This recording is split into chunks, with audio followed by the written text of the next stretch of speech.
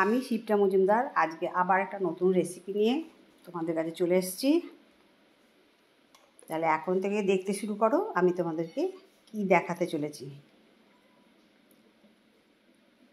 দেখো আমি 4টে বড় সাইজের পাবদা মাছ নিয়েছি।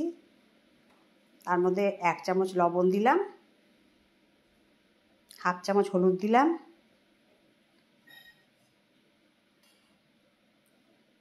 সামান্য একটু তেল দিলাম।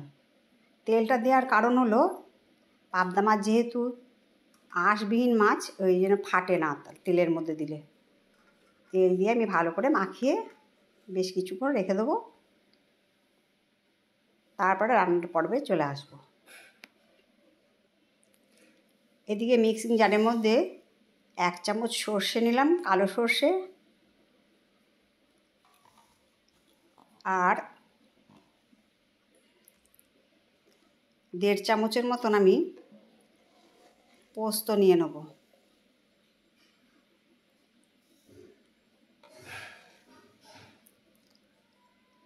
পোস্ত নেওয়া হয়ে গেল।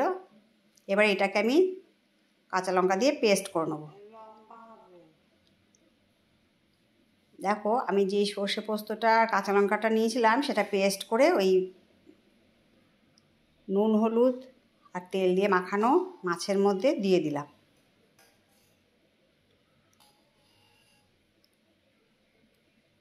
ওপর থেকে পরিমাণ মতো সর্ষের তেল দিলাম।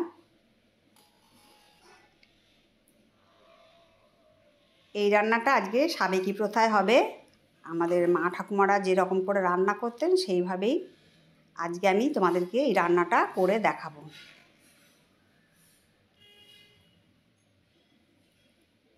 তারপর আর 1/2 চামচ হলুদ দিয়ে দিলাম।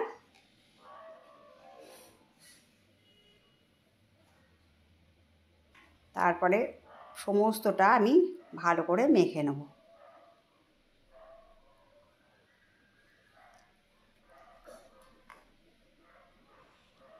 এইবারে এই মিশ্রণ মাখানো মাছটা পুরোটাই আমি কড়াইয়ের মধ্যে ঢেলে দিলাম। মাছটা কিন্তু আমি ভাজিনি, এইভাবেই আজকে মাছটা রান্না করব। দেখো ওপর থেকে একটা কাঁচা লঙ্কা কেটে দিলাম, 1 চামচ ঝাল লঙ্কার গুঁড়ো দিলাম, পরে লাগলে পরে আরেকটু দিয়ে দেবো। এভাবে পুরো লঙ্কাটাকে মিশিয়ে আমি মাছটার সাথে মিশিয়ে নিচ্ছি। হালকাভাবে নাড়তে হবে যাতে না এগুলো কাঁচা অবস্থায় রান্না হবে যেন ভেঙে চুরে না যায়, সেটা লক্ষ্য রাখতে হবে। আগেকার দিনের মা ঠাকুমারা আমাদের সময়কার এত সুন্দর সুন্দর রান্না করতো এরকমভাবে, তাই তাদের কাছেই শেখা কিছু রান্না আমি খুব সহজ রান্না তোমাদের কাছে পরিবেশন করি। একটা ঢাকা দিয়ে দিলাম। মিনিট 10 বাদেতে দেখো ঢাকনাটা খুলে তোমাদেরকে দেখাচ্ছি ঝোলটা কত সুন্দর ফুটে উঠেছে। রঙটাও ভীষণ সুন্দর হয়েছে, এটা টেস্ট ভীষণ সুন্দর হয়। তোমরা এইভাবে রান্না করে খেও, তোমাদেরও খুব ভালো লাগবে। ওপর থেকে ধনেপাতা দিয়ে দিলাম। কত সহজ রান্নাটা তাহলে বুঝতেই পারছো।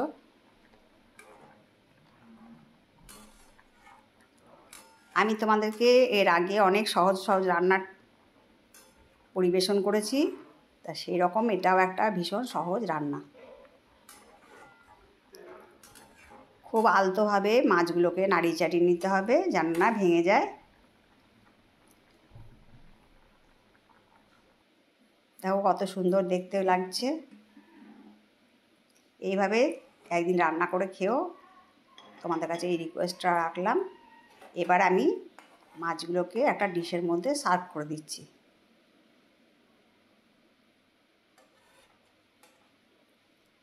তাহলে আজকের আমার মাছের এই প্রিপারেশনটা তোমাদের কেমন লাগলো জানিও। যদি ভালো লাগে লাইক শেয়ার কমেন্ট আর সাবস্ক্রাইব করে আমার চ্যানেলের পাশে থেকো। আর যত কাছের দূরের বন্ধু আছো তোমরা আমার প্রাণ ভরা ভালোবাসা নিও। আর যারা নতুন ভিজিট করছো তারা প্লিজ বেল বাটনটা প্রেস করে দিও, তাহলে সমস্ত নোটিফিকেশান তোমাদের কাছে পৌঁছে যাবে। তাহলে আজকে আমার পাবদা মাছের কাঁচা ভাপা কেমন লাগলো জানিও। তাহলে আজ এই পর্যন্ত রাখলাম, কেমন? টাটা।